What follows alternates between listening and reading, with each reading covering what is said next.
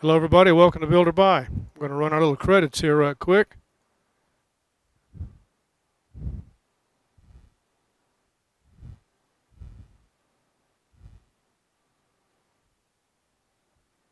We've got a couple of things we're going to talk to you about today. We're going to try to keep it short.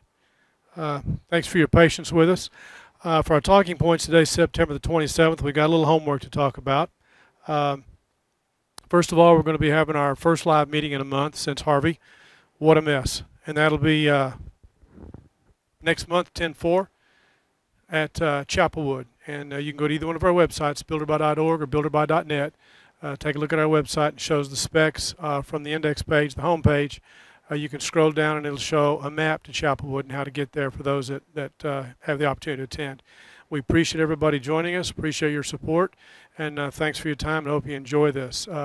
Before I get to the two presentations, I want to show you real quickly, which is the unboxing of an LG IPS monitor, which could be interesting. It's got a very narrow bezel on it, something we've talked quite a bit about. But I also want to show you an adapter that will give us access to our SSDs on USB 3.1C port. And something periodically that we need to walk through and step through this process is it's all about the project, how you get access to your data and what's the simplest way to do it. And beside from editing audio and video, when it comes to time to clone, image, or backup, those same procedures should also be in place. So first thing I'm going to start with before I get to those two things, I'm going to go to the website, and I've got some talking points. So let me bring that computer up on screen, and we'll take a look at this. For those of you that had issues with Experian, they advertised on TV a link to Experian.com/scan. Don't bother going there because it ain't going to work. What you'll need to do is either search for it or go to this link we've got on Build or Buy. And if you'll take a look at this, talking point number 15 for today, free dark web email scan. What you do is you put your email address in there and a valid email address, and it'll scan the dark web to see if anybody's trying to take advantage of your assets and resources. So let's go back over to that. So beyond that, I've also got another one. For those of you that watch TV, I've got another link up. This is for talking point number 12, Alvacore, cardiamobile.com. For those of, well, I would say our older audience, but this is true to anybody, because anybody can suffer a stroke, heart attack, or have cardiac arrest. And on this link, number 12, Alvacore, I saw this on TV, Cardiamobile.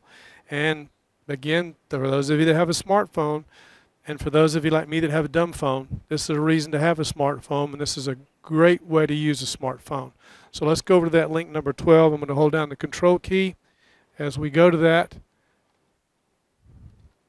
And this particular computer we're looking at is on a Windows 7 machine, and I'll explain why a little bit later on.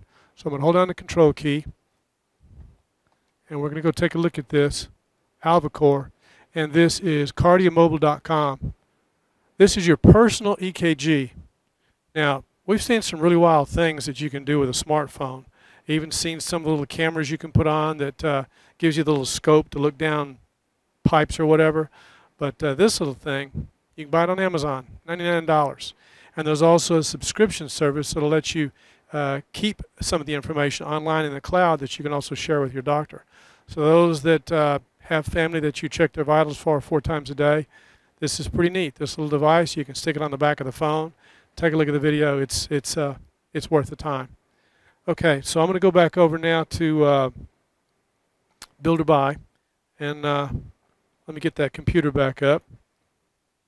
And we're going to look at that takes us number 15 and number 12. And while I jump around, the two big things we're going to talk about today are using USB 3.1C in this LG monitor.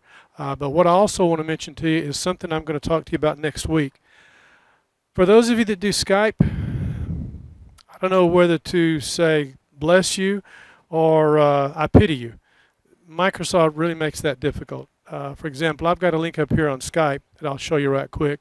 It's talking point number 2, Laptop Mag, Skype Feature Guide.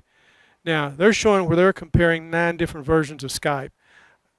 For my knowledge and for what I'm going to share with you next week, there's 4 different versions of Skype, and that can drive you nuts. But I've got some ideas on a product I'm going to show you that whether you're using something like a Logitech camera or you got your own video camera, you want to hook it up to the computer. I'm going to show you a device by Elgato that makes that easy, but I'm going to talk to you about those 4 versions of Skype and some of the rigmarole you can get in. What I'll say to you right now is, for those of you that have Skype Preview on Windows 10, you are SOL. And you got to uninstall it, and that takes you through a loop. I'll talk to you about it next week. So, back over to the talking points. I want to start first of all with using USB 3.1c. Now, we've built machines, and as we've gone through those machines, the technology that was available to us, we built the machines with the APU, and I'm outlining and listing this, and I've got this on the talking points on Build or Buy. The 3 last motherboards we've used with the APU, and these are all 3 links on Amazon, the Gigabyte with the FM2, and this was the A88X, and that motherboard is the Gigabyte GA F2A 88X D3H. Now the reason I put that up, this USB 3.1c technology is not on that board. But we go to the next board. For those of us that were in the era of the FX machines, now when we built our 1st generation and 2nd generation FX machines, we did not have access to this technology. I believe it was a 3rd generation FX chipset where we finally got access to that technology, somewhat neutered, but it was there before we finally got better support when we went to the Ryzen machine. So I've got that last motherboard up on the spec sheet. So we go from the Gigabyte F2A 88X to the GA990FX. And what I'm going to do is I'm going to take you up to that link right quick. Let's go over here to this computer. And I'm going to go to that link because I want to show you the ports on the back of that board from this link. So I'll hold down the control key, click enter. This will take us to Amazon. And we're going to look at the I/O ports on the back of that board. We'll give it just a minute. And right there's the back of that board. And if you'll notice, that link, which on the left, you got your PS2, and then you got your 2 USB 2 ports, then 2 more USB ports. Then you got in that 3rd stack, and if I reach over to point to it, I'm going to lose my zoom right there. But right in the middle of that, where you see that little red port, that USB 3, between the red one and the black one, that little bitty port, I want to show you in the back of another computer what it looks like, is the USB 3.1 on that board. And let me go to another computer where I can show you what it looks like live. The first port you're going to see, I'm going to have to zoom from it and scan over to a different computer because I have 2 computers here lined up. Now this board I'm going to come back to in just a minute, and this particular board is the Ryzen motherboard, but I'm going to zoom over to this other one, and you notice it's in the bottom center of your screen below the network connection on the edge. But let's go over here to this other motherboard. Now I'm shooting this with a Canon XA35 to get some crisp detail. Now I'll put this into the center of the screen, and if you notice at the very top next to that screw on the case, it says USB 1 Type C, USB 3.1 Type C. So I'm going to put my finger down here to this, and I will point and show you what we are looking at, and it is right there. So there's a USB 3.1A, and that is a USB 3.1C. Okay, let's go back over here to this other computer, and we'll look at the picture and show you what that looks like again. Okay, so you see that little port on that board. That's what we're looking at. What I'm going to do is I'm going to show you that port, and now I'm going to show you the other one on the other motherboard. So let's go back over to Build or Buy, and I'm going to go to the top, and we're going to look at the MSI motherboard. Now we've also built one on the Gigabyte, but the MSI is the one I have here live. Hold down the control key, press enter. That'll bring up another link. Whoops, wrong key. Let me back up. Hold down the control key, press enter. That'll bring up another link. That particular board, we'll look at the I/O, and I'll go over to this. This picture is much easier to see. Now we can step through those ports. Again, you got your PS2, 2 USB ports. You got a reset button. You got a USB. Then you got video, which you can't use because the CPU to use that doesn't exist. which would be the display port and HDMI. Then you've got a couple of USB ports, then 2 USB ports in the network, and then you'll notice this is stacked, and I'll put it in the center, right in the center. That's as far center as I can go. So that gives us, if you'll notice the network, 2 red USB ports, and right above a red USB port and right below that is the USB 3.1. Now what I'm going to do, give me just a second, and we're going to change that computer over, and I'm going to show you what that looks like on the back of that computer. And as we scroll over to that, I'm going to zoom back. Now that's the FX motherboard. That one I'm not going to plug into because that one we're streaming. This is the one we do the graphics on. This is the Ryzen machine, and that's that port, and I'll put it in the center of the screen, right below the network. And I want to take my finger down there, and I'm going to point to it, and it's that little port right there. That is the USB 3.1 Type-C. Now, the point of all this, as we've gone through some of this stuff about, backing up, cloning, whatever you want to call it, backing up, cloning, imaging, it's always about how do I move my data around. Okay, the way I move data around, I use these IC docks. I'm going to put this up here where you can see it. The IC dock, this is the metal one. There's 2 kinds, the metal one and the plastic one. Do not buy the plastic one. It will not solve what I'm getting ready to show you. This metal one realigns the pins so that I can put this in a hot swap cage. And in a hot swap cage, I have access to the data drive that's in here. Now this works. I'll pop it open. This works with any kind of a laptop drive or an SSD. And the SSD that I'm using, these are the SSDs. This is the SanDisk Extreme Pro. And the reason I use these, this is what we use in our Blackmagic SSD recorder when we're doing our meeting. In fact, if I go ahead and press record, that's now going to record whatever's going on, which wasn't happening beforehand. One of those little things I have to remember to do. But the point of it is, when I take this out of that recorder, now let me back up. The recorder has the ability to plug in to a Thunderbolt 2 port. But it's all about how do you get data from one computer to another. If I'm on an old computer, SATA is my simplest solution. And for most people on an old computer, if you're doing SATA, then you're going USB 3.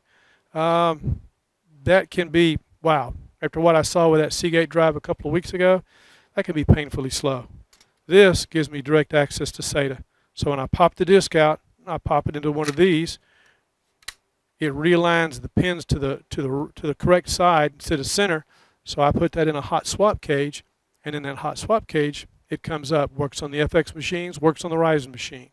And I can even show you with this together, but I don't need to, because what I'm going to do is I'm going to show you how to take this drive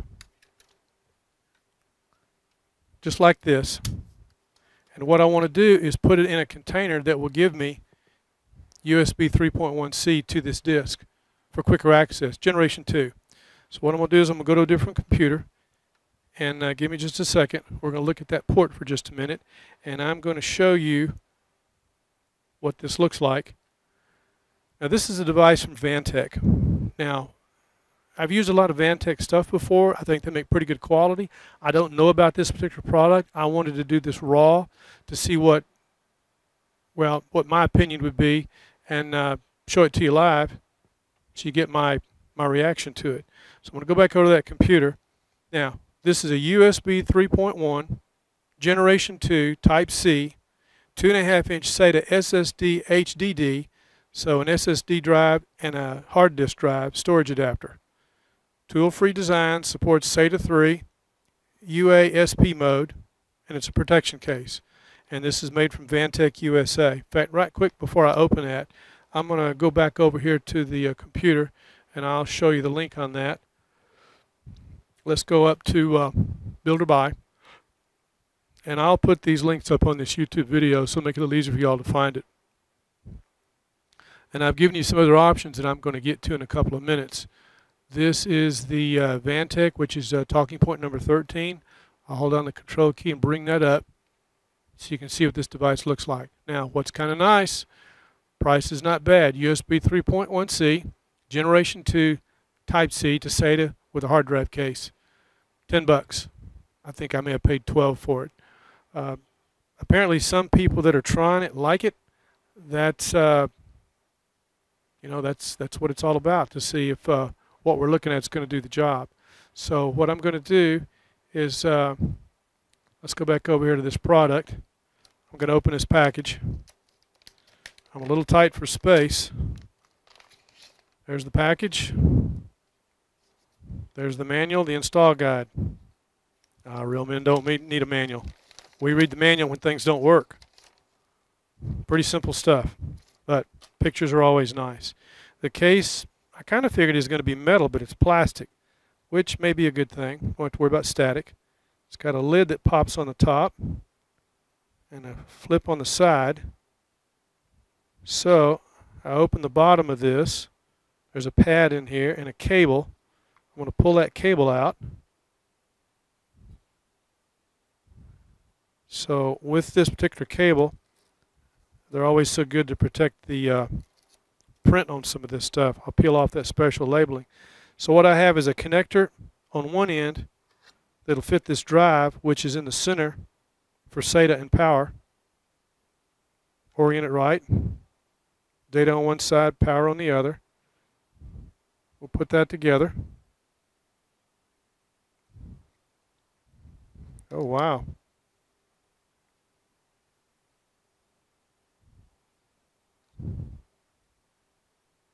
So, yep, just slides right in.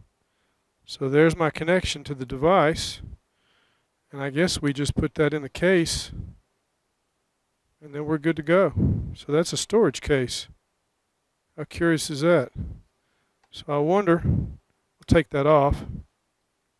Can that work like this? And it will. That locks that in. So with that locked in that way, put the drive in. Locks in okay. And the bottom locks in. So I'm okay with that. Now, if I had a laptop, I'm good with that. But that little cable, that's going to be a problem on a desktop. But on a laptop, it'll be fine. But what I'm going to do is I'm going to see now if I can take this and hook it in the computer. So we'll look the best we can. It's going to be left kind of dangling. And if I can hook it up, we're going to see what's going to happen. So I'm going to go to that computer. And let me get the desktop ready for you.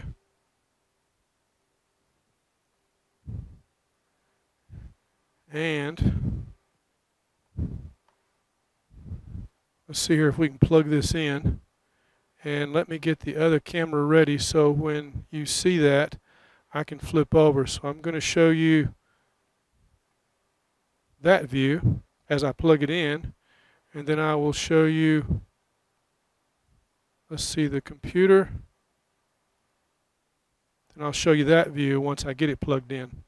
Now I can't do a split screen with this. The reason for it, I have to do a region of interest scaling to do split screen to get it down to the bottom right. It's possible, we have the capability, but I have to have the Teranex AV to do it, and I don't have it set up. So we're going to do this as best we can. So this should fit any direction I put it in. So I'm going to get my little hands down here, and it's going to have to hang. So you're just going to have to watch me put it in, and let's see what kind of a connection we get. It's in. Let's flip over to the other computer. And of course, that was pretty quick. Kaspersky says removable drive disk exFAT, which is what it is. And I'm going to say do not scan, and there's the drive. So I can take and put some data on it. If I had some data on it, we could run it. But the point of it is, there's the disk. And you can see there on the back where it's plugged in. I plugged it in right there. And I can put it in either direction. There's no top or bottom, left or right. It's you plug it in and that's it. And there's the disk. So now the next option is, I'm thinking, okay, what if I would like to do some tests and see what kind of throughput I actually get? What test would I use? Now I could use a lot of stuff people have used in the past, but one I've come to use that I like, that is fairly new to most people, is the tool from Blackmagic Design. So I'm going to go to Blackmagic Design, and I'm going to look for a tool that will tell me what the throughput is on this. And the purpose of that test is for doing digital video. So let's go over to the computer, not that computer.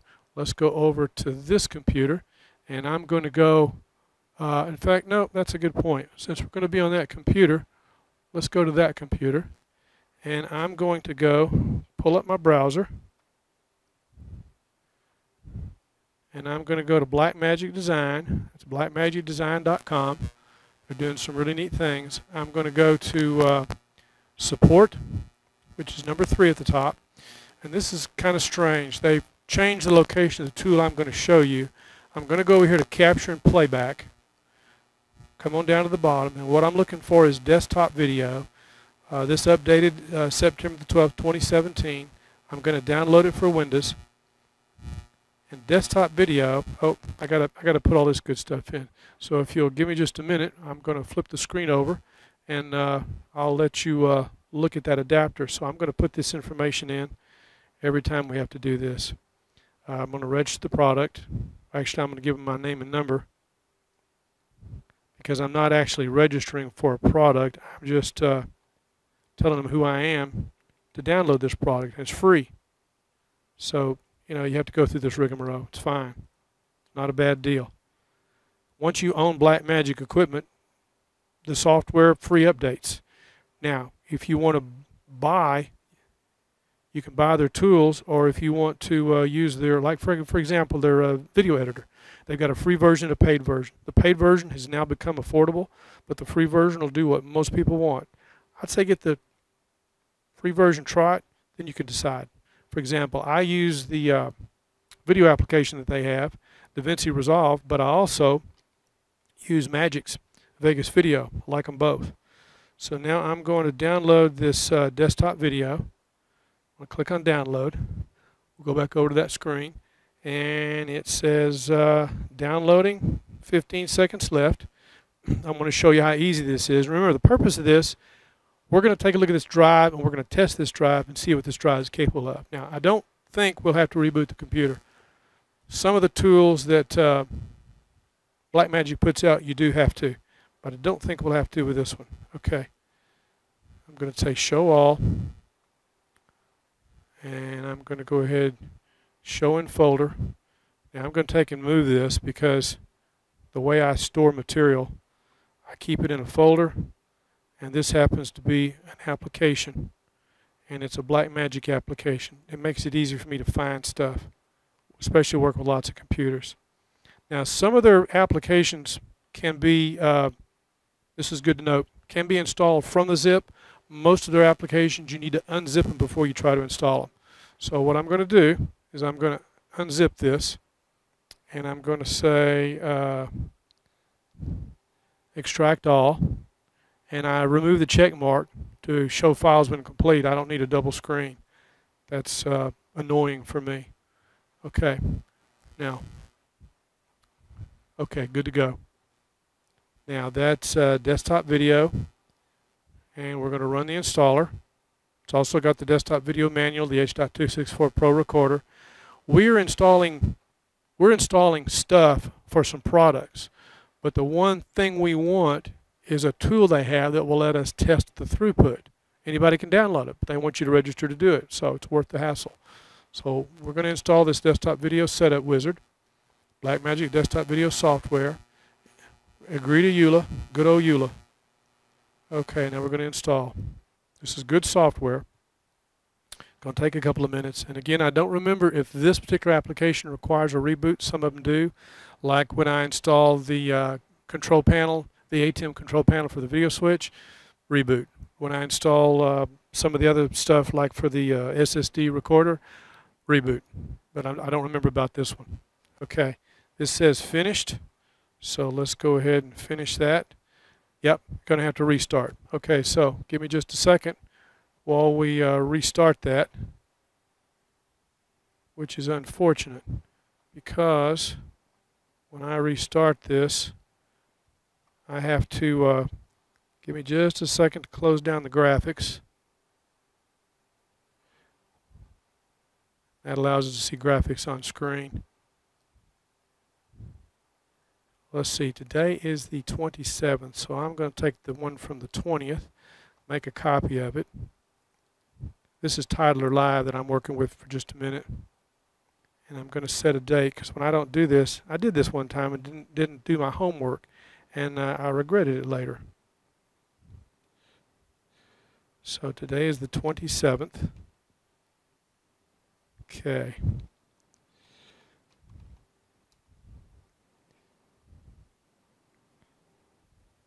Yep.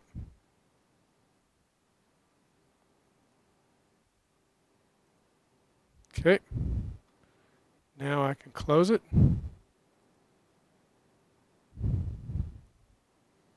Okay, now give me just a second. We're going to reboot that computer.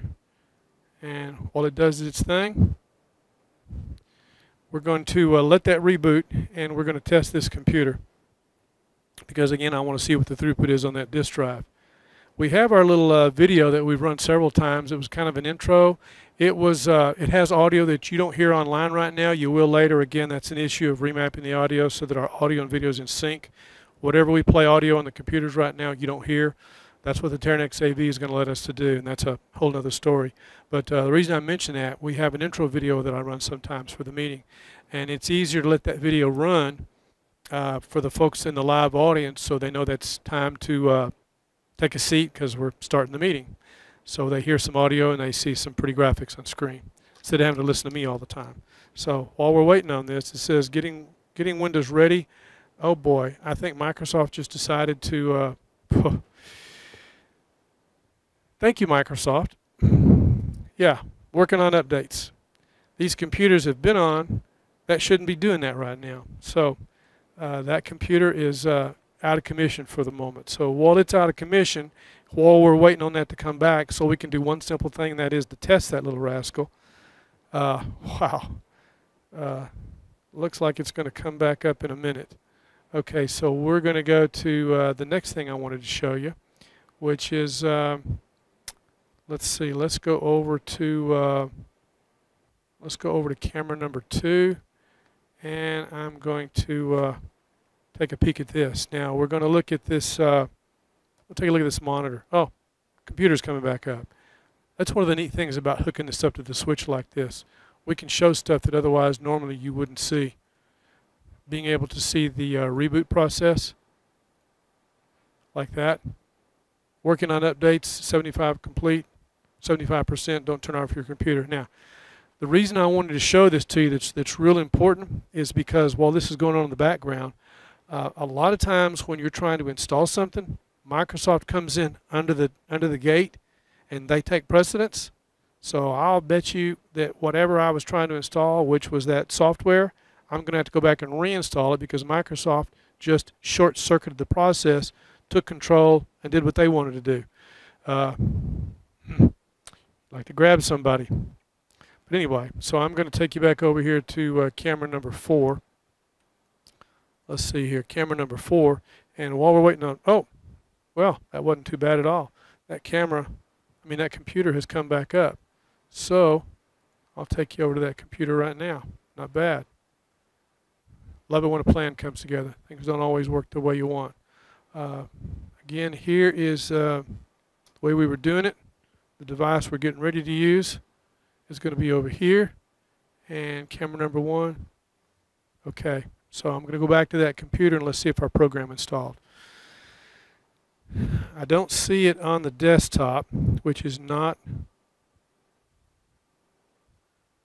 surprising. Yeah, see what's new or changed. How about just leave it alone, Microsoft? So I'm going to go to the folder, and I should have, right there it is, desktop video, recently added, Lightmagic Media Express Live Key Desktop Video. So what I need to find is a folder for Blackmagic, which would be Blackmagic Design. Right there it is. That's the program I want. Disk Speed Test. Let me see if I've got Zoom set on here. I don't remember if I do. I think I do. Yes, I do. Okay. I'm going to go back over here to the menu. Now, we're going to scroll down through here. It is installed, Blackmagic Design. It did not create a shortcut on the desktop because there's a lot of stuff that involves with this, that installs. There's a lot involved with this. What we're after is the Blackmagic disk speed test.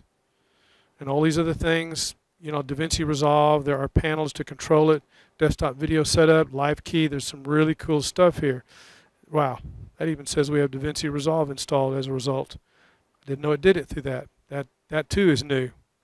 So we're going to go to this Blackmagic disk speed test. Now by default, it's going to look at the primary drive. Let's get this over here full screen. Now I've got a dual screen setup, so let me see how far I can go and get that centered. Now what I need to do is configure, and what I'm going to look at, I'm going to select the target drive.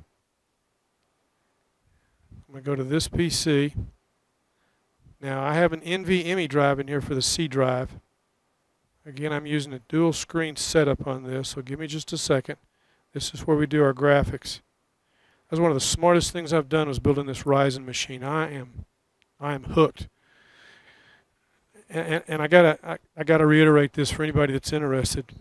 If you're thinking about building a computer, you don't want to build an FX machine. If you're serious about building a computer, you want to at least build a Ryzen. And as we talked last week, we're going to be building a Threadripper soon. I'm waiting for some BIOS updates. Again, I don't know when, but it's going to be coming in the next few weeks. And I hope to build it live so everybody can see how long it takes, what it takes.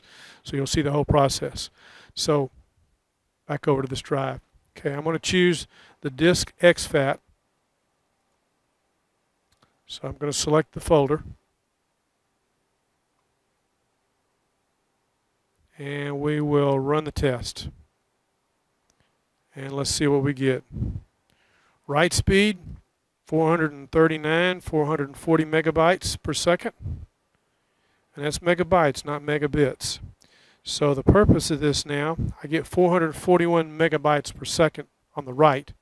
And we're using an SSD that is specified by Blackmagic to work in their SSD recorder. For those interested, I'll go back to Blackmagic and I'll show you which recorder it is. But what we're looking at is accessing this disk that is supposed to allow us to do 4K video. We're accessing this disk through USB 3.1C Generation 2. And this says we get 447 megabytes on the write and 494 megabytes on the read. So then it says, will it work? So I'm looking at, and how fast. I'm looking at the different formats, ProRes.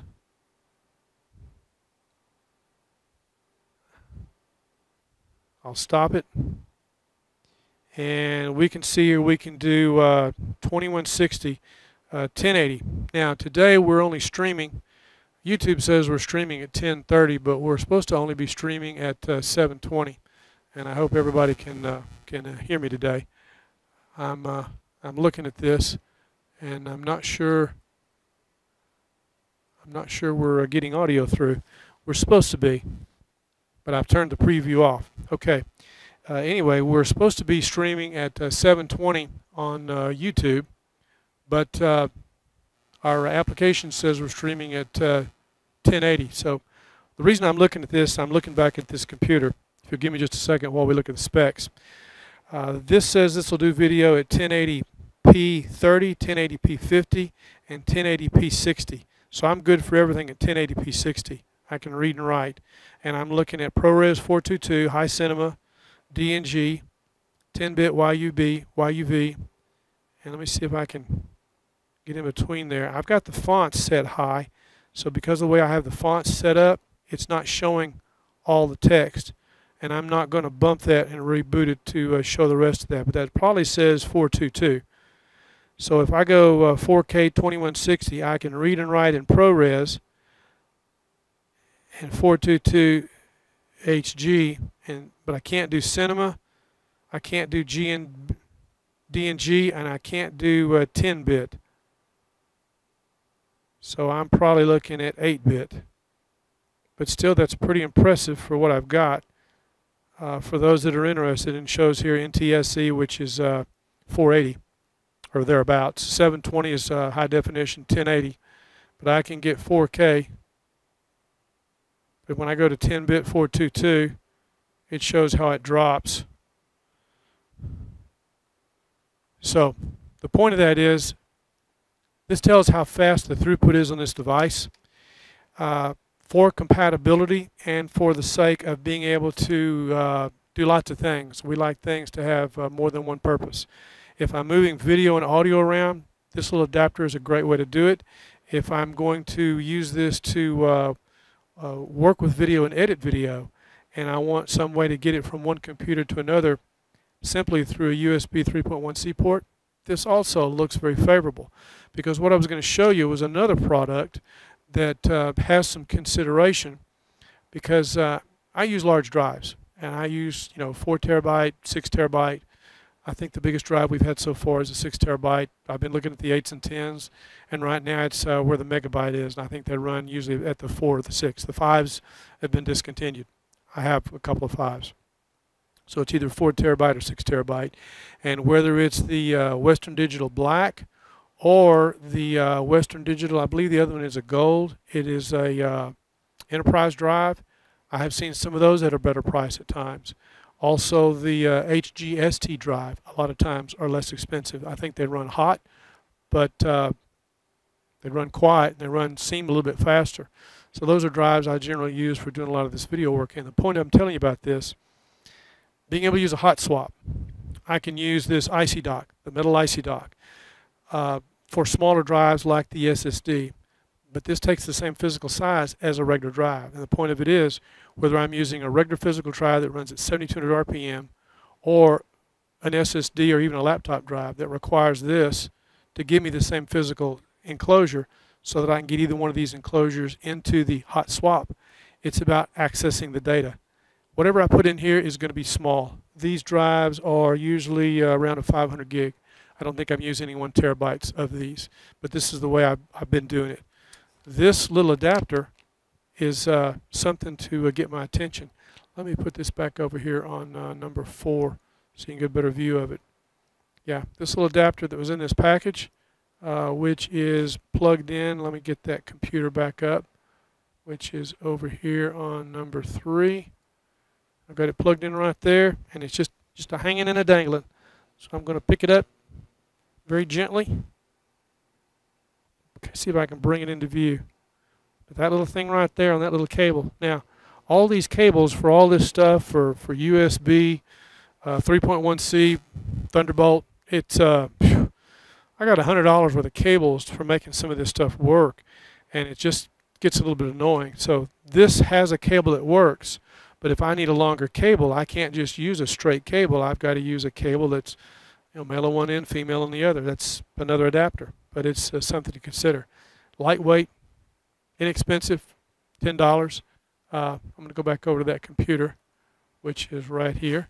And it again is the Vantec USB 3.1C Generation 2 Type C, 2.5-inch SATA SSD hard drive storage adapter. That's a mouthful. And the model is a CB-STC31-2PB. $10. I think I paid 12.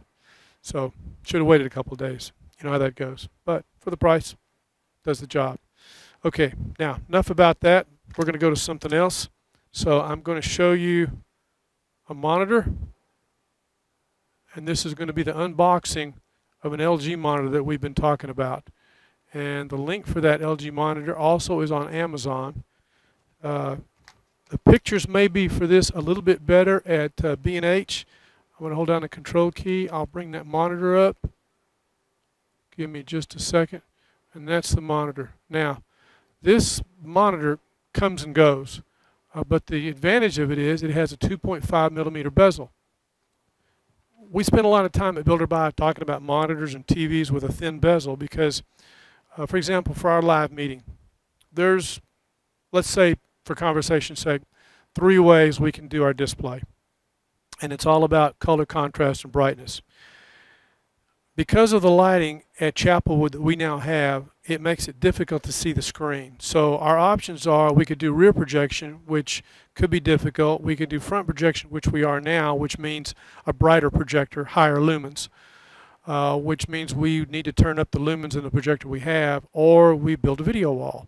And building a video wall has lots of options because somebody can walk in front of it and it doesn't distort the image. And the light, ambient light, is not going to affect it like it does with a projector. Well, this monitor is approaching something like that for a video wall. It's got that narrow bezel that I don't know why is still so hard to find. And I pray the folks, I'm a fan of ViewSonic. I've got 7 ViewSonic monitors here around me right now that I use with the video switch, plus other ViewSonic monitors. Love you guys from the Comdex days. I appreciate everything, but I got to tell you, y'all got to get with the program. 2 things y'all need to be doing. And anybody that builds monitors needs to think about this. Monitors shouldn't have to be just plugged into the wall. You should be able to plug a monitor by a battery, number 1.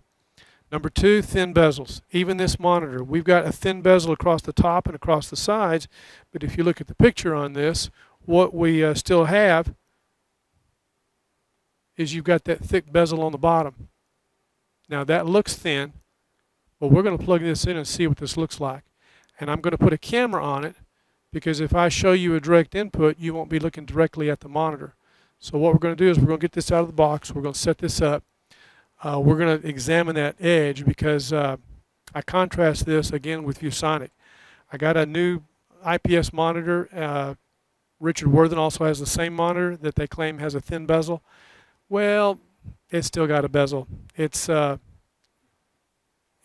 compared to the other monitors that were like, well, I guess that's 5/8 of an inch thick, but it's still a thick bezel. It's not thin like this. This is the kind of bezel you need to be doing a video wall, or if you're in a situation with multiple monitors. And it amazes me, some of the people that are showing monitors, like the curved monitors and stuff, they're not thinking about a video wall or being able to build something either for a presentation or somebody that just uses maybe four monitors. You know, we're putting in video cards now that, well, a few years ago doing 6 monitors was a trick, but doing 4 monitors to 6 monitors now is not that big a deal. 4 monitors are easy. 6 monitors may be a little bit more difficult, but it's getting easier. The electronics to do this stuff are getting easier. We need monitors. My point is we need monitors that we can set up in a video wall array to build whatever size display we need. Now, from my perspective, I need something small. I need something that fits in a case. That's something I'll do behind the scenes later. I'll get to in another video. But right now, let's look at this monitor. So as we go to this, I'm going to switch over to camera number 4. And I'm going to see if I can get over here in front of this. And one of the things I'm going to be doing, this is a 2-part adapter. This is 9-Dot Solutions. This is their Visa mount. And this is the quick release plate also that we buy from Vivo USA. This is the Vivo Visa quick release. Say that real fast 3 times. So I'm going to set that aside over here, out of the way for just a moment, because I want us to be able to get this monitor up here. I'm a little cramped for space. It's interesting on a side note. Bought this monitor from Amazon, and you know, stories are always interesting. Bought this monitor from Amazon. It was in an Amazon box, so I take the Amazon box off, and the box inside is the LG box, which is nice because Amazon's getting really lazy, lackadaisical about packaging. But the reason I'm telling you this is the packing slip from LG was still on the box to Amazon, which I found kind of curious. So I know this monitor hasn't been sitting around very long. That's my point. So I'm going to open this box up. Let's take a look at this real quick. We're going to look at this all together for the first time. And yes, this is a dangerous process. I'm very shallow with that knife blade so that I don't damage the screen, because it's entirely possible that the packing may not be as thick as I'd like. So I'm very shallow with this knife. Ah, fantastic. There's a piece of packing material in there. So I'm good to go. It's still a good idea to be careful. So we're going to open this up. And again, as we look at the specs on this, this is a 24-inch monitor. Now the monitors we've been using are 22-inch because I don't need size, I just need resolution. I need something that's easy to transport. So one piece of plastic, boy does that have the static electricity. I want to pull the panel out. This seems like a big panel. Now this monitor is silver, and I believe the back of it is white. So as I pull this out,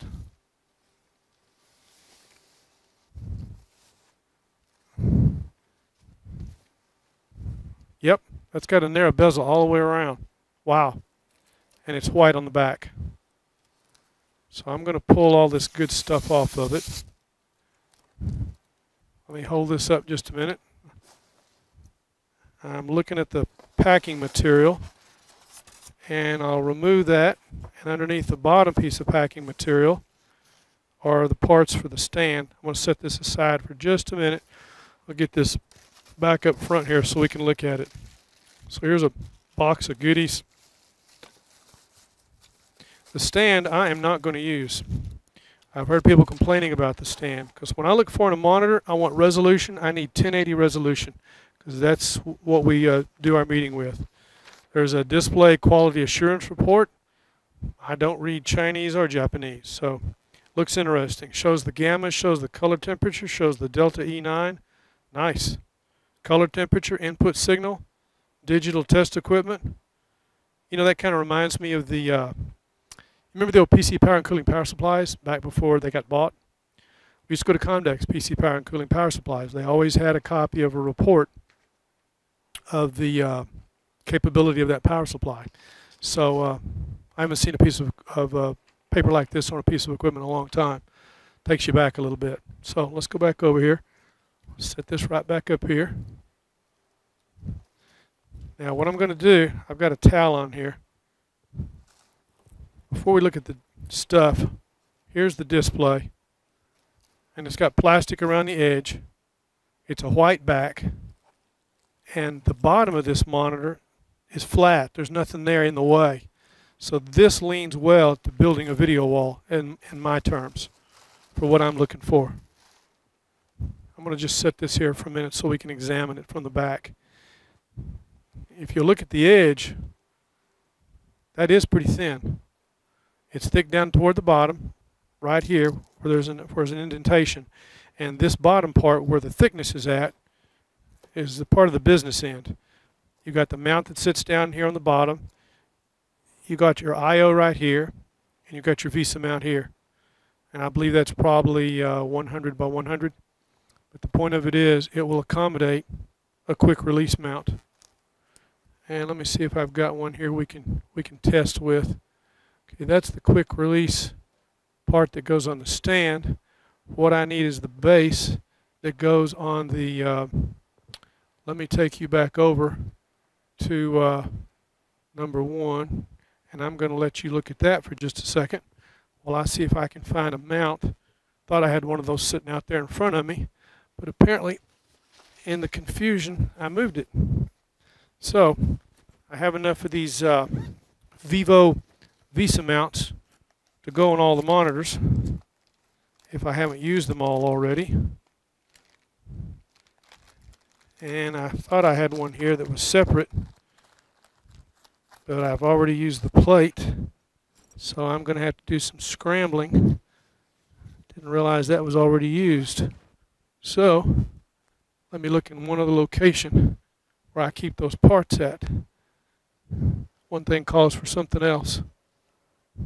But I do have a couple of spares. Just got to find it. And I'm looking for, there we are. It's terrible when you don't know where you keep stuff. As they say, out of sight, out of mind. So, now I've got to find a knife to cut the package open with. I think we've got that covered.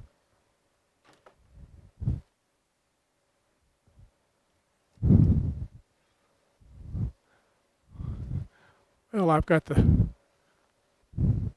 my environment here kind of messed up.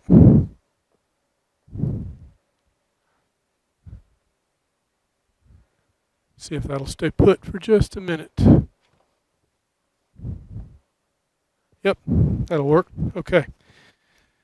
Now, what we're looking at here is this particular mount. This is Vivo, the Vivo VESA man. This is model number stand VAD2.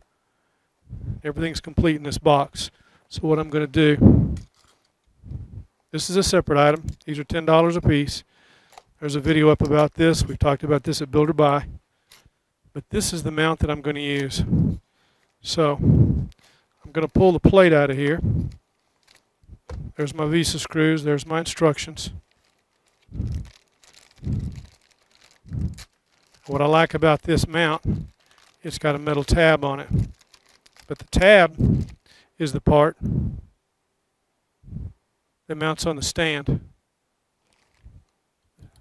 That part does not go on the monitor. The part that goes on the monitor is this little plate that I need. So we'll get this out of the package. I'll release this. 2 pieces. This is the piece I need. And it's got an arrow pointing up. It locks in that upside down V. Arrow pointing up. So that tells me this has to go on the back.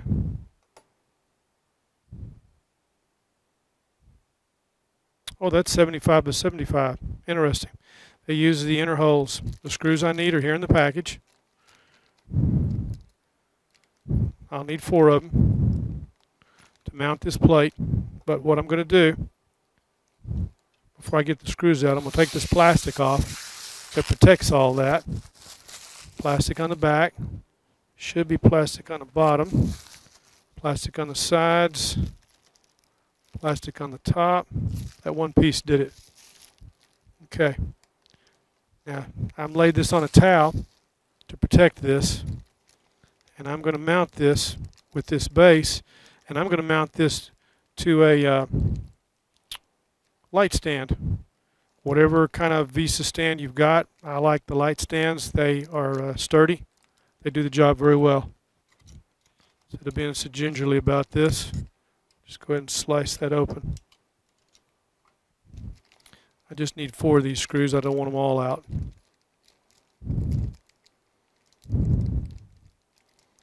What I'm eager to do is get this plugged in and installed and see how it looks. And what I'm going to do is I'm going to swap it for a monitor on a computer that's already up. And then what I'll do is take that computer, give it a black background, so then we can check our pixels.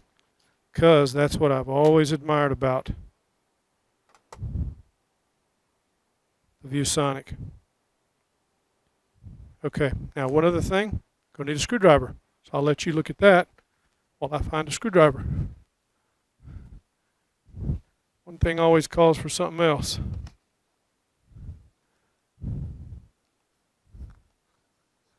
Always keep one handy. The one I usually carry with me is one of those screwdrivers that's like a 4-in-1 where you can turn it around. I've got the red ones, got the yellow ones. Sometimes you can find them on sale. I don't think people use them like they used to. But one of these kind of screwdrivers where you can take this out, turn it around.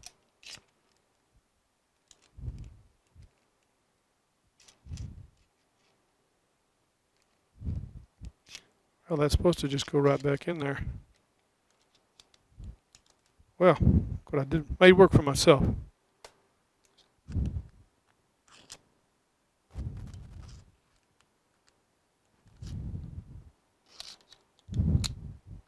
Okay, that works. There we go. And I've got Phillips on one end and straight blade on the other. Okay, and that's what I need. So, it's nice they include these screws because most vendors are not forthcoming with how long of a screw you need. They look mighty long, but they are the length to use. So, that's what we're going to use. And we're going to put this black mount on this white monitor. Most monitors always have the connections on the under edge. I like the fact these come straight out the back. On the left, we've got power DC. Now this says, and it has me curious, if we could use this with a battery like a power tap. It says DC in, believe that says 19 volt. I asked to pose that question to ViewSonic, and I got back a very short, curt, you have to have AC power to power our monitors. I thought, well, yeah, that was helpful. Being able to power stuff on a battery. Companies that are making these monitors are missing a market. A lot of videographers and photographers, they need monitors without spinning an arm and a leg that they can put on a battery and use for proofing, or someplace where they're out mobile where they don't have electricity. So I've got the mount on. I'm not going to put the mount that come with this. This is the mount that everyone complains about. It's in this wrapper. These are the two pieces. It's got a metal arm and a leg. I'll pull it out and we'll take a look at it.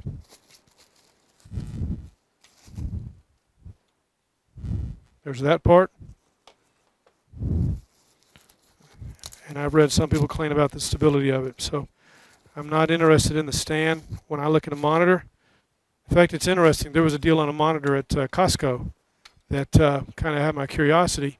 I'm always looking for stuff, and this monitor at Costco was a great price. So I got to looking at it. Got up there, turned it a little bit where I could see the back. Couldn't do a VESA mount. Had a great price on it. It's like $130, but no VESA mount. I thought, you got to be kidding me. Y'all built some great stuff, and yet y'all neutered a really good monitor. It's like a brand new old monitor. It's got to have VESA mount. So back to this one. Here's the bottom. There's one screw in there with a pin. So these two pieces go together, locks in. And that looks like a lock on the side for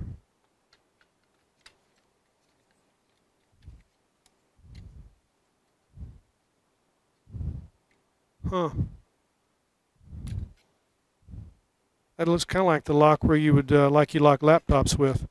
But anyway, there's a pin on the bottom. Flip up the screw. Those two pieces go together.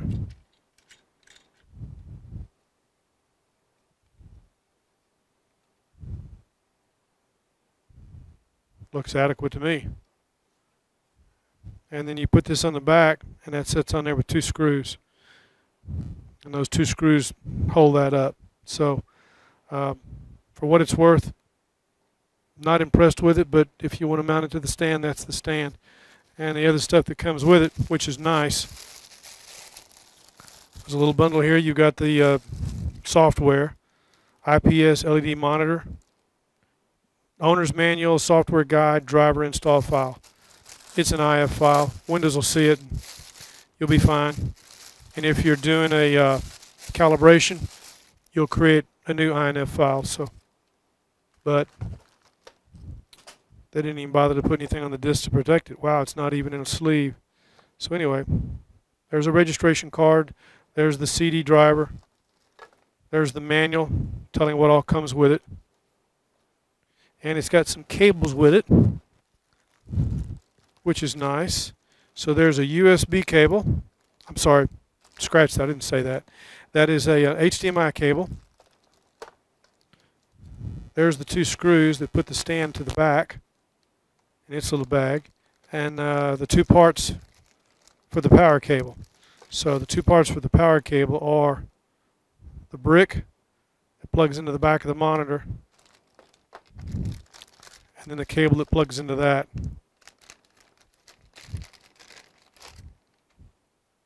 So we're going to pull this cable loose. Let's set this thing up and see what it looks like. And again, I'm going to set this on a light stand. So I'm going to set it over to one side. And I'm going to see if I can set up the view so that you can see how this looks and compare yourself. I won't have both monitors up at the same time, but I'll unplug one monitor, which is a ViewSonic, and plug it into this. We'll see how it looks. Now, this HDMI cable is nice quality. It's a little thick. First of all, I'm not a fan of HDMI. HDMI is a fragile connection. So I don't like heavy cables like this because, in my opinion, they put a heavy pull on the connector. And when that connector goes, the device is shot. So this cable I will not use. but I appreciate it. I'll use other cables that are a little bit lighter, that are a little easier on the connection. So we've got the power cable, and we got the wall wart. Plug those two together. So we got power on this end. And this does not come with any international adapters. This is a USB. I don't know why I keep saying USB. I guess I'm thinking of the USB 3.1C. And these are the other parts that give a cap on the stand to finish it out once you get the screws in. Which means once you put these on, that might be difficult to take on and off. Oh, I see how that works. This is a wrap that goes on the bottom of the base to give it that design. Curious. So that's not part of the lock. And then this is the cap that goes over the top. So there's not a Kensington lock on here. I thought there was. Anyway, we're going to set those aside. We're going to set that software aside and those screws aside. What matters to me is there's the monitor, and I'm going to hook this attachment to it. Now this is a real test here, because I need to be able to lock that in, and wow, I can't. Look at that. There's no way to, because of the space required to do this with.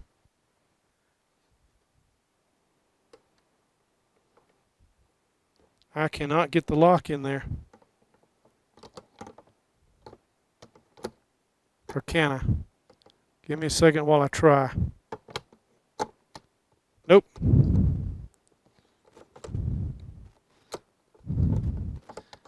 Boy, you talk about things you just don't think about.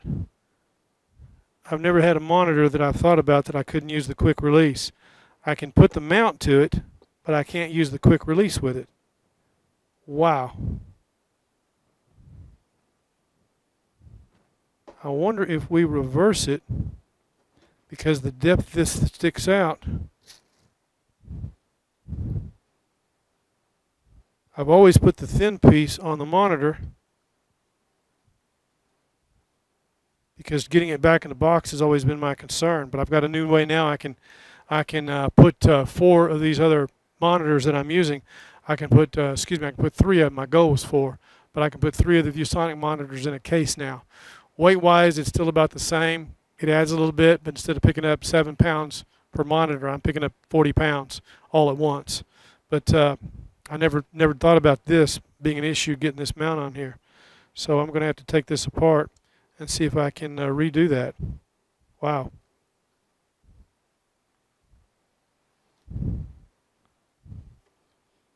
Because there is no way. Now we've got one other mount, but we're going to have the same issue with it. Either the 9-dot solutions or the tether tools. The problem is with the quick release. So if we put the quick release on the monitor, will that be able to, but the problem with that, we've got to change all the monitors out. This plate needs to stay. So that's not going to work for me. Never thought about that. Wow. So I had no choice. I had to mount this on the stand until I can figure out something better with the base. So I will not put the cap on because I'm not 100% on this monitor yet. Well, it'll be a good monitor to sit on a table, but if I can't put the quick release to it, I'm going to have to rethink how the mount is going to go on here. If I put the plate to it without the quick release, that's possible, but that was the purpose of the quick release, is because of the thickness of these. This is thick enough that it might work with it like it is, but because of the location of the connection, it's going to come straight down over the VGA, so that would render the VGA useless. But I'll still be able to get to the HDMI. So if I take the mount off, I can go the 9-dot solution straight to it. We just won't have a quick release. The quick release, let's give that a shot. What I'm going to have to do now is a little bit more work. So what I'm going to do is take you back over to that monitor for just a minute, because I've got to come up with the other tools I need to take that apart with. That's one of the neat things about build or buy. Sometimes stuff we try to do at the meeting doesn't always work live. And this is one of those things in the unboxing I expected to be a non-issue, but I'm finding different. So we'll get the tools out. And I believe this is metric, and I think this was number 7. So let's go back over and take a look at that. So if I take this unit apart, yep, metric number 7.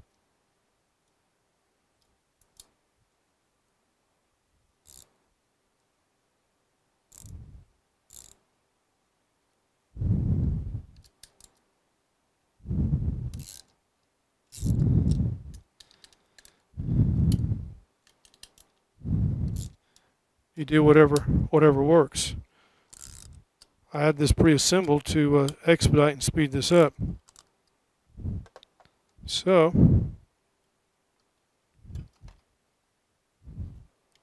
take it apart right quick.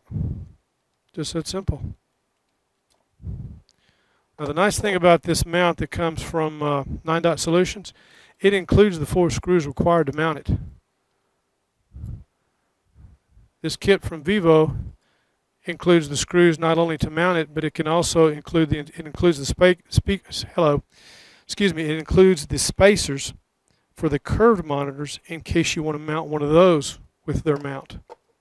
So you got the 8 screws, 4 on each side, and you can replace with the longer screws and the spacers when you're using it on a curved monitor.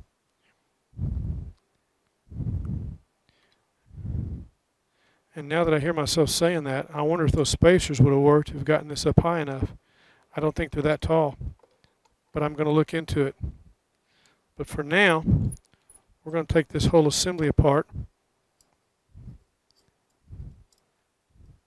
so that we can get this on a mount and show what it looks like.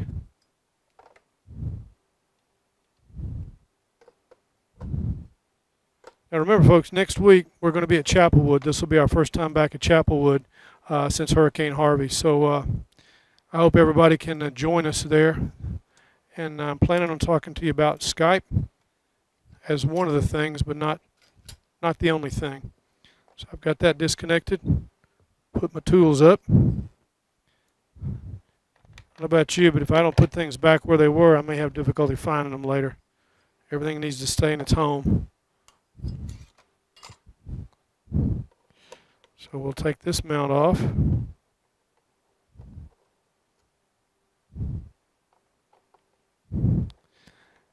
Now we're going to be comparing this to a ViewSonic 22-inch that we've been using. And we've been using the ViewSonic, this 22-inch monitor, since 2013.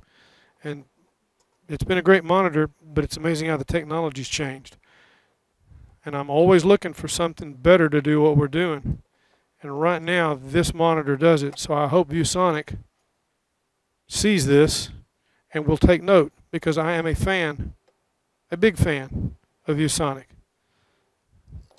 But I've got to have the products to do what we need.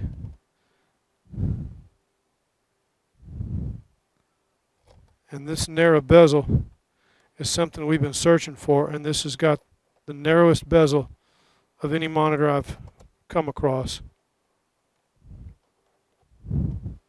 So we're going to get this mount back on. Yes, I could use a screw gun, but that's a bad idea. And also my orientation, just double checking. It's real easy to get going so fast you forget what you're doing and have to do it twice because you might it upside down. Well, this is right side up. So now that I've got that, I'm going to change the view for just a minute, because I'm going to have to step in front of the camera as I put this up on the stand. I don't know if I can reach across and grab that stand. Let me see. Okay. Power cable's right here. And I'm going to do just that. I'll reach across and grab this stand. because I want to get this up. Let's see if we can show this in real time. Okay, if I do that over there, you're not going to see it. So I need to bring this over here just a little bit closer. That's as close as I can get. So give me just a second while I adjust that. One thing at a time.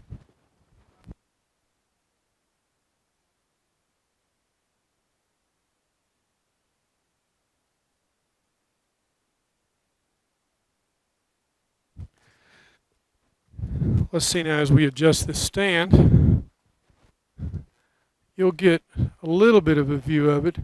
I'm going to move the monitor. Actually, I'm going to move the camera over just a little bit because I want you to be able to see how this looks. Okay. Okay, now we're going to flip over to that one. I think we're in good shape. Okay. We've got our VESA mount. It's close back here. But this is the test to see if this will do what we want. Wow. That is right on it. That's just a little bit tight.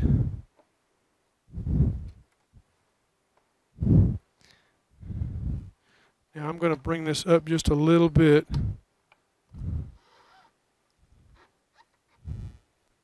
Because of the size of this pole is right up against the stand. Now what I'm looking at, let me raise the camera up just a little bit so you can see what I'm looking at.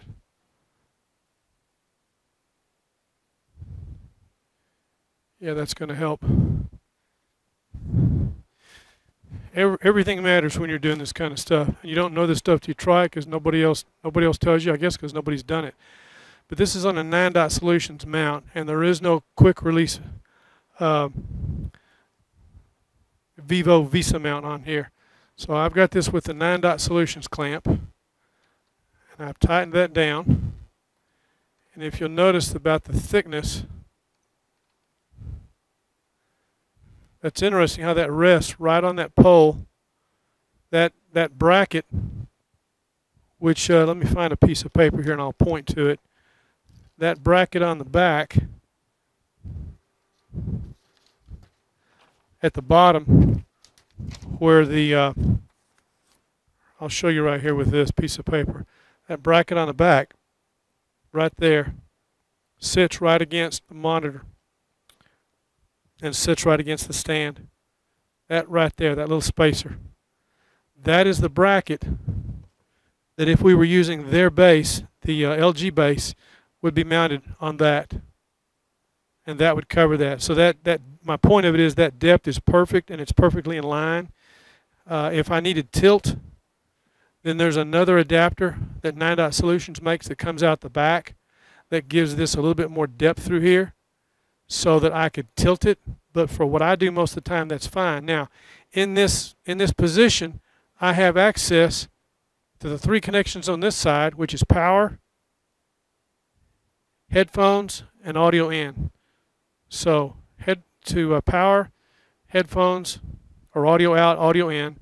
That is the VGA connection that I cannot get to with this position. And I have my 2 HDMI 1 and HDMI 2, because this monitor does split screen. And the Kensington lock is on the monitor itself right here, not on the stand. There's the Kensington lock, that little hole. So I have my 9-dot Solutions mount. To reiterate, if I need space to get these two apart, to get some depth, to get these two apart from each other, 9-dot Solutions makes a tilt mount that goes in here that will let that tilt, and it gives it some spacing so I can get to the VGA.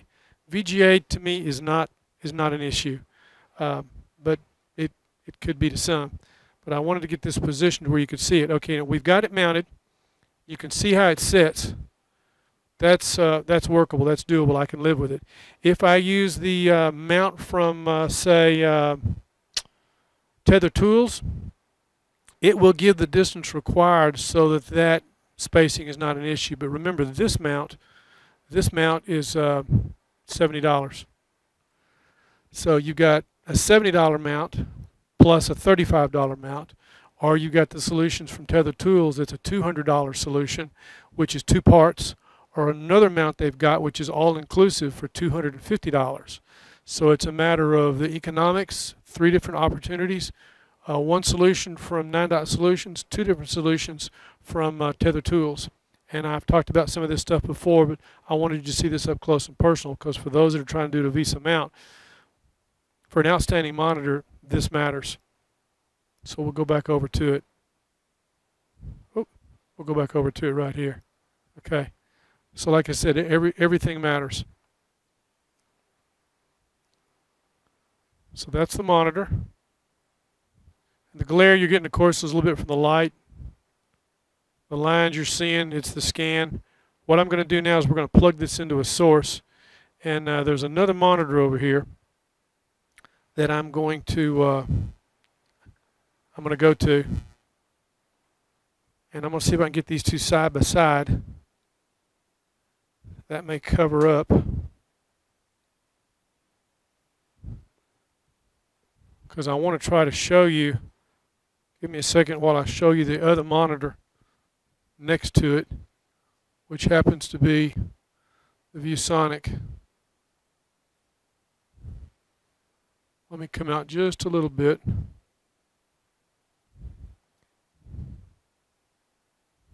Okay. Now the top monitor is a ViewSonic monitor. The bottom is the LG. And what I'm going to do on the 2 monitors, I'm going to spin them around. This one has the 9-Dot Solutions mount. You can see that. That's the mount from 9-Dot Solutions. And this other monitor has the Tether Tools mount. Now the Tether Tools mount gives me some distance, so I get the monitor out of way from the stand. Now in this configuration, the 9-Dot Solutions, 1 piece on the white LG monitor, $70 or $75, I believe it was $70. On the LG, that's 2 different pieces, 3 including the VESA Quick Release. But those 2 pieces, the first piece that's on there, the second piece is required, and that gives that elbow, and that elbow has the ability to let that tilt. It gets it out away from the monitor. See the distance here? We're right up against it. See the distance here? We've got spacing, because this comes out the back, whereas this comes out the bottom. If we come out the back here, we gain the space. $70 plus $35. This mount, $200. It's 2 separate pieces. Or they have another one that's a 1 piece that'll do it for $250. So I wanted to show you that. So what I'm going to do is spin these back around, and now I'm going to disconnect this top monitor, and we're going to plug into the bottom monitor, and we're going to give that some power, and we'll see what kind of display we get. So let me plug in power, spin that back around, we'll plug in power,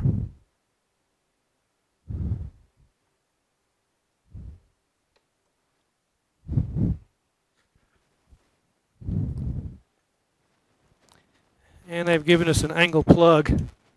I prefer a straight plug. For example, let me show you this plug right quick. See, that's an angle plug. I prefer a straight plug. I don't know why people are doing this. They think their device is the only one that gets plugged in. That is awkward and annoying. Yes, it plugs in like this, but if you're plugging in lots of equipment, that's annoying. My 2 cents. And also, because of the wall wart that hangs with this, Tether Tools makes a device called a strap more, that for this little brick could be strapped with the Tether Tools strap more. It's just a little neoprene sleeve that'll hold that up, keep it from dangling. I could wrap a cable tie to that, but right now I'm going to let it hang in the interest of time so we can get this plugged in if we can, because I want to show you what it looks like. And I've got a place to plug it in at. we're running everything off of 2 UPSs, so you'd think we'd have enough plugs. Every time I plug something else in, we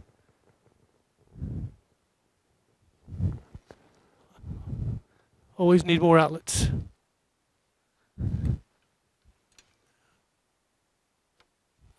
Okay, monitor's plugged in. See what we get. Don't see a thing. There's no indication of it being on. I'm going to turn it on. I think I heard it beep. Yep, the light came on the bottom.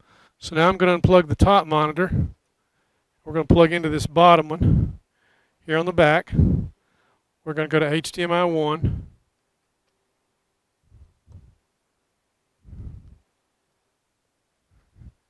And let's see what we see. Showed HDMI 1 on the screen. Okay. Let's flip that over. Now, I'll show you back over here again. To reiterate, on the back of this mount and this mount. 9-dot solutions, 1 piece. Tether tools, 2 piece.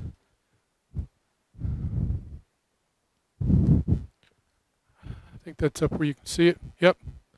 And if you'll notice, the 9-dot solutions on the back of this is right up next to it, but we have access to all the connections on the back. This is the 9-dot solutions mount. We're on a Manfrotto light stand, and I believe this is the 104. This is a Manfrotto 104 BAC light stand. Power, headphones, audio in, so audio in, audio out, power, audio out, audio in, HDMI 1 and 2, and VGA is right behind it that we can't use. So to reiterate, to use it, VGA, we'd have to have a spacer, and the spacer would be 9-dot solutions with their mount that goes in the back that gives us distance. But we cannot use the quick release mount on this because there's no way to slide them in because of the way this is designed. They didn't have that in mind. But on this monitor, if you notice the mount from Tether Tools, this is a 2-piece, 3-piece if you include the quick release. But if you notice the distance in here, that's thick enough I can get my hand in here. Whereas this one I cannot. So this is a 2-piece. This unit's about $200 for these 2 pieces. This unit is $70 plus 35 to get us out here or to get us out here. This 2-piece lets me tilt the monitor. These do not tilt unless I have the optional adapter. But for a 1080 monitor and an angle view, it's an IPS. I'm looking at the edge of the screen, and even though I've got a 2.5 millimeter bezel, which is true, the edge of the screen adds to that, and I'm going to take a tape measure to that and actually measure it, because the edge of that display does not go all the way to the edge of that bezel. So if you're going to use these in a multi-monitor display, I wouldn't, because your edge of display from the outside edge to where you see display is over 1/4 of an inch. Yeah, just over 1/4 of an inch. So that's just over 1/4 of an inch all the way around. Yes, you've got a 2.5 millimeter bezel, but you've got that little black area. Now, when they can get rid of that black area and that completely disappears, let me walk in front of that just a minute. When that completely disappears, then we're going to see some great things. So, what's my impression of the monitor right now? I still like it. I think it's a beautiful monitor. Will I keep it? Probably, because I want a chance to do some testing with it. I'm also interested to see if this will fit in the box. Will I buy a bunch of these? No. This monitor is not as far along as I had hoped it'd be. I am impressed, and I'm curious about the dual screen. Let's go back over to that for just a second, and let me bring that up on the camera number 4. Let's look at the controls on this. One button on the bottom. Exit, menu, input, picture mode, monitor off.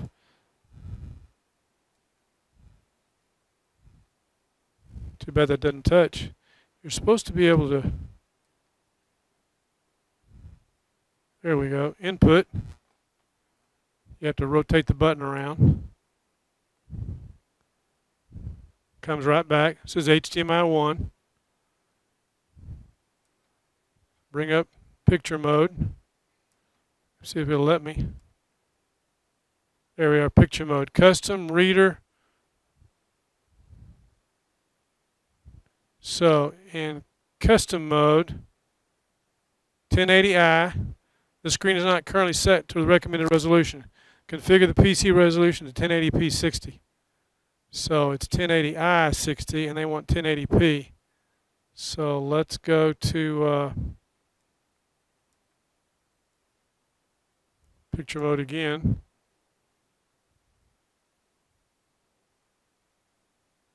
Changes the color temperature. I like the custom the best. So I'm going to say OK. See if I can bring up the menu. So I've got quick settings, brightness, contrast, volume, smart energy saver. Let's see if we can go back to press the button.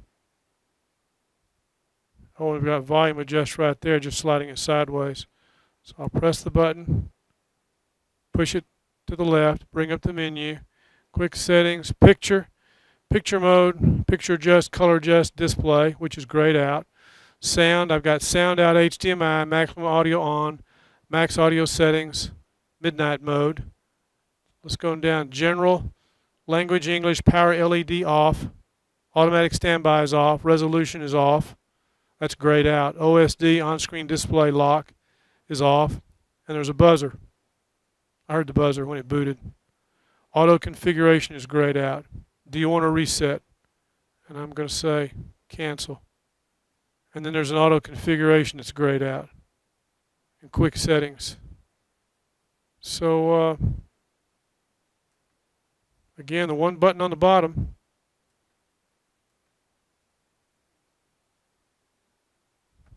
We'll let it sit and it'll stay. You want to be careful handling the monitor. Handle it by the sides because you can damage that button. That one button in the center and the bottom is the only way to control it. And it takes some getting used to. Press it to get it active. OK. Push it to the left to go back. Push it to the left to go back. Push it to the left again to get rid of it. So I press it in once. I can press it, push it to the left. Long press, monitor off. Push it to the left. Brings up the menu. Push it to the left again to get rid of it. Push it in. Push it to the right. It'll go input. It's trying to figure out where the input is. So that's what I'm looking at. Bring that back around so I can see what's going on. Push it in, push it back, brings up picture mode. So I've got custom, reader 1, reader 2, photo, cinema, color weakness, and game. I'd have to spend some time with it. I read some people thought it was kind of fuzzy looking at text, and I see that, I get that, but it may be because I'm going through the converter. I'll have to do some experimenting with that. But it looks pretty good. Is it worth... Right now they're showing new and used. This monitor comes and goes on price, comes and goes. It's been like, I don't know, I was looking at it one night, thinking about getting it. I saw where Amazon said they had like 7 of them. I waited a couple of days, they had 1. And then that night I was getting ready to do something, they didn't have any. So I made the rounds, came back 15 minutes later and they said they had 2. I come back in 20 minutes later and they said they had 3. I bought 1 and then they didn't have any. So here we are again. Now there's none. So if you're interested in this monitor, that's the best price I have found it for. Some places want $255 for it. That's $200, I think, is a lot. Now the 2.5 millimeter bezel, you can find it on Newegg. That may have been how we originally found it, because we've been looking for a narrow bezel for a long time. But the vendors are not being totally honest about this bezel. Yes, there's a 2.5 millimeter bezel, but what they're not telling you, what they're not taking into account, is that little edge around there, that blackened out edge. From the outside edge of that bezel to that blackened edge, you're plus 1/4 inch. So if you're going to get one of these and use them for multiple displays, keep that in mind. There's not a tight enough margin, and that's what we're looking for. So it's a 1080 screen. It's not 4K. It's a 1080 screen. It's an IPS. It's easy to see at an angle. It looks pretty good. We've just plugged it in. I haven't looked at any video on it. We'll try it, see how it goes. In fact, I'm going to bring up another link to build or buy. We'll go to the home, and I'm going to scroll down to our YouTube videos, and it says here, Tom Tyndreth, that's you watching. Appreciate it. If you found this helpful today, I'd appreciate it if you give a thumbs up and a like. Always we try to do something a little bit different. Today, I wanted to try the hands-on approach, the unboxing of the monitor and the unboxing of the adapter. The two things we've looked at, I'm totally impressed with the adapter for $10. To me, that's a no-brainer. Everybody ought to have one. As far as this monitor, I'm kind of on the fence. If I were buying a new monitor, I would look at it, but this 2.5 millimeter bezel, boy, the advertising. They really know how to stick it to you. It is a narrower bezel than the ViewSonics we're using. For example, the ViewSonic monitors we're using, they actually have a 5/8 inch bezel, every bit of 5/8. So 5/8 versus 1/4 inch. It's a sleek looking monitor. It's a good looking monitor. What I'm curious about is, because of the size, can I take this monitor and as I look at it, and can I stack these in a box, and how many could I get in there? Because of the monitor, I could reverse the stack and double it, so I should be able to get 4 of those in a box. But because I can't use the quick release, that's the thinnest quick release I've got, which is the 9-dot solutions. So I'm probably going to be back to 3 monitors in a box. Okay, if I'm back to 3 monitors in a box, why spend the money? So, like they say, if it ain't broke, don't fix it. So I'm think I'm going to probably stick with the monitors we've got, but I like it. Now I've got an IPS monitor, a 27-inch IPS ViewSonic that I like. But this, if I compare that, this LG IPS to the ViewSonic IPS, this definitely has a narrower bezel. So, did it meet my expectations? I'm going to have to warm up to it. Again, folks, this is Build or Buy. We meet every Wednesday. Next Wednesday, hopefully we'll be on time at 1 o'clock. Next Wednesday, we're going to be at Chapelwood. I'm going to bring up a computer over here, and I'll show you the specs on that. Let me go back over to Build or Buy.